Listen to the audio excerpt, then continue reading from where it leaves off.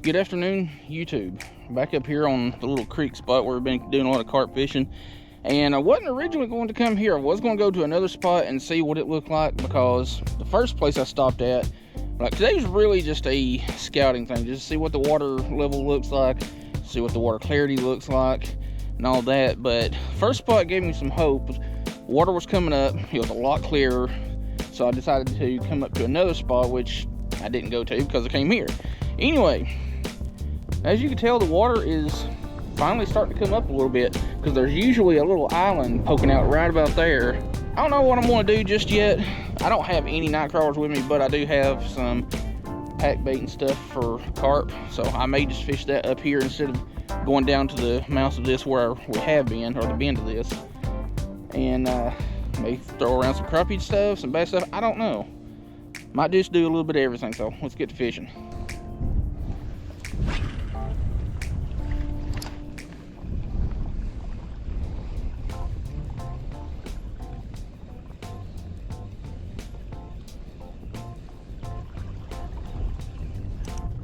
Fish.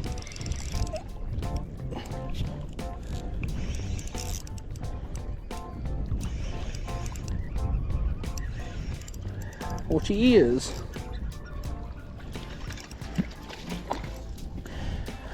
You are a dang nice white bass, but you're a little bit big for catfish bait, so you get a free pass. However, you are about right size for filleting and eating, but that ain't the goal today. So if I can get another little male about that size, or so, well, actually smaller than that, I'm gonna chunk it up, I should say, and put it on a hook.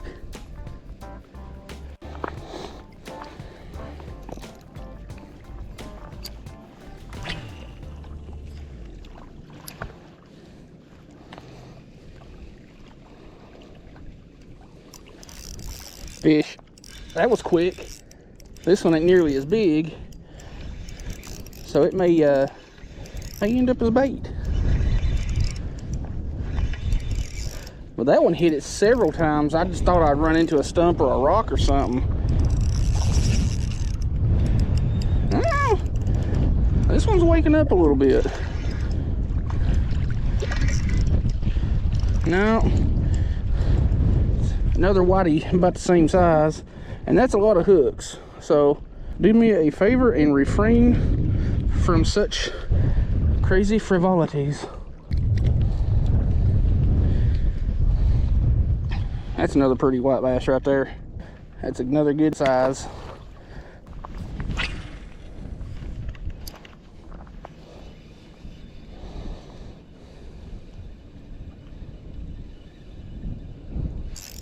Fish. I didn't have the slightest clue of where that one landed either. This one ain't fighting like a white bass, but then again, I could be wrong.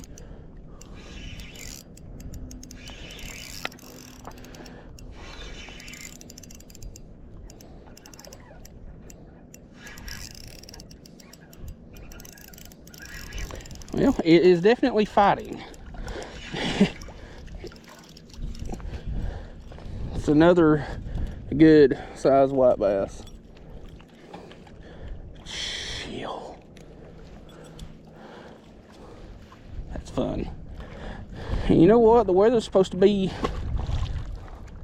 the same tomorrow, so I may come back up here tomorrow and put another hurting on them. The one downside to white bass is they hit with so much authority is they will wreck inline spinners. Like, you'll have to bend them back into shape where they'll spin properly and all that pretty often.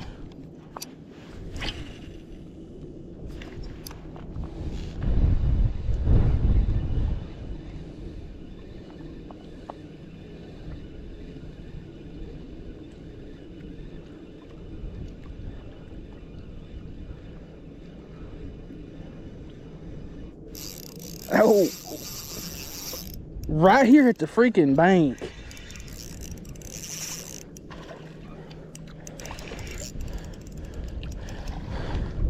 Oh, you swiped at it. I can't count you as a catch.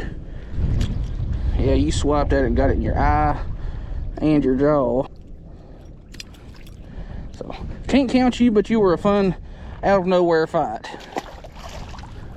Got creek water in my face.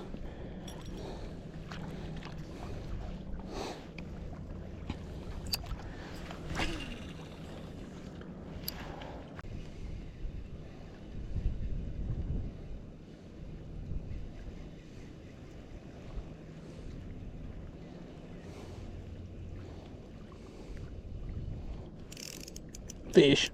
That's a good one too.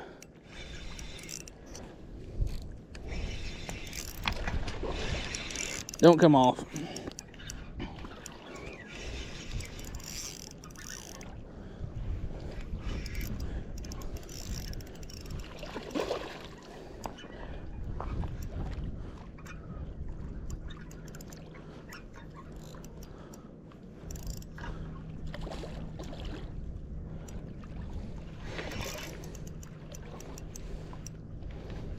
Come on, tire out.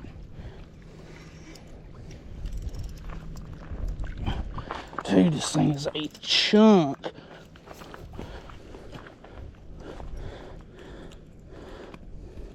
I don't know why I lifted that out of the water like that. I've got my net. I'm gonna weigh that since I've got my scale. But that is a good bass. The bite had definitely slowed down. Like it's been probably 15-20 minutes since we got a bite. Well, I can't seem to find my other scale. That's all right.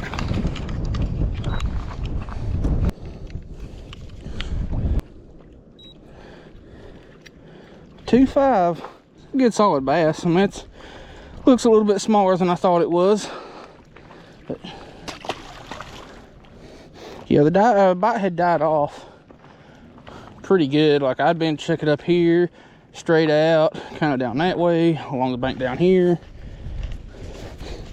And it's been about 15 or so minutes since our last bite. So I'm gonna let it chill for a second and see if I can pick out a couple more. Even with relatively light line, if you get snagged on a stump or something like that, a lot of times if you just kind of tighten your drag, like not all the way, but a pretty good amount, if you just give it a real long, slow, steady pull, a lot of times you can bend that hook out and get your lure back. I've done that several times today, and as expensive as rooster tails are, hey, I'll deal with replacing the hook every so often.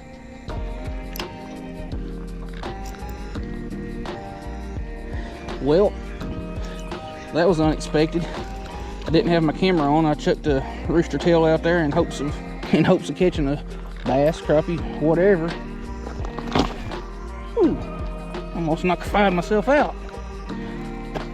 And I got some bait. Unfortunately, it's a little bit bigger bait than what I've got a hook for, so you are going to get cut up here in just a little bit and put in a Ziploc bag for later, because I will take a skipjack all day long. I mean, it obviously won't be fresh when I use it, but hey, bait is bait.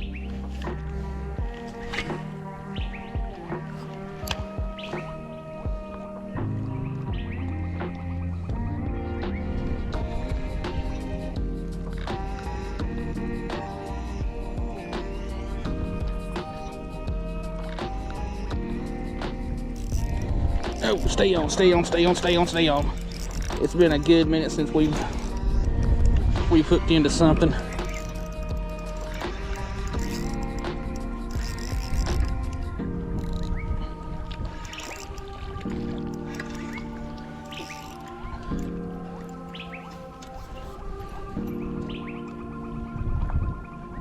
You were barely hooked, and I almost got myself hooked. You got a pudge on you. You've been munching good.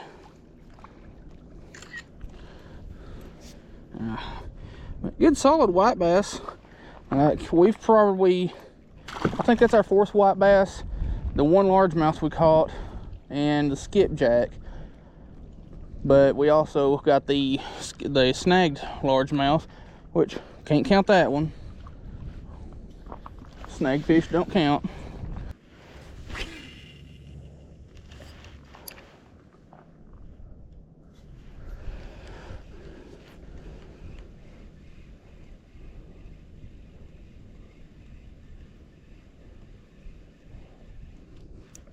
Fish. I was beginning to wonder if this rooster tail was even working because it's an off-brand and it didn't feel like it was spinning right. And you, my friend, are the right size for bait. So guess what?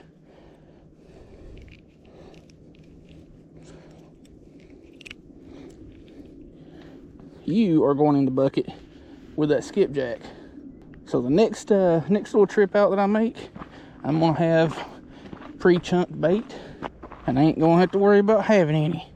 Actually, I've got some at the house that's in the freezer. It's a couple of, I think, gizzard shad or threads or something. I don't know. Either way, they're shad.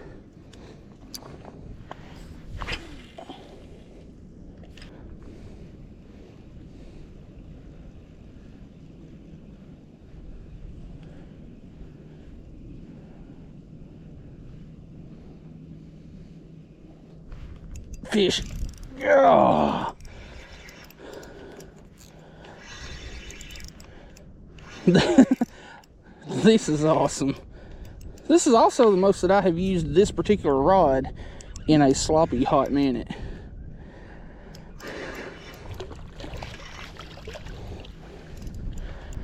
And I do mean a sloppy hot minute. You're covered in dirt and stuff, so I'm gonna get a picture and get you back. These white bass, they come and go. Like, they're like anything else, but even more so. They follow the shad. Like a couple of days ago, or well, not a couple of days ago, it's been a couple of weeks ago now, we were catching them straight out there. Then we were catching them down here. Then we were catching them down there. Then they were up here. And it's just, they move so much throughout the course of the day. But yeah, this is the most I've used this rod in a long time. This is a 6'9" medium light Shimano Zodius.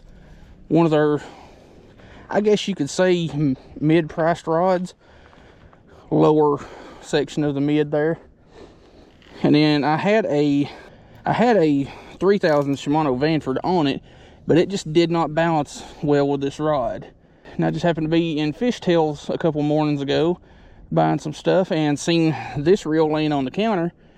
And I came back on my way home, stopped by, traded my 3000 Vanford for this one here. Just paid 40 bucks difference for it, because this one he had on the counter for $185 used. So I traded my 3000 for a 2000C, which is the same overall size as a 1000 size. It's just got a deeper cut spool. Like this one here will hold, I believe, 140 yards of 10-pound braid, whereas the 1000 will only hold like 95. And it just feels so much better with this 1000 size reel on here. I believe that is going to be all she wrote. And while I'm thinking about it, if you want to save yourself some trouble over time, whenever you put your rods and reels and stuff in storage, whether it be in your rod locker when you're traveling to a spot or just when you're not fishing, loosen the drag. That way, you know, it can turn a little bit. What that's going to do is, while it's in storage not getting used, the drag's not going to get sticky over time, and that's going to help keep you from losing fish.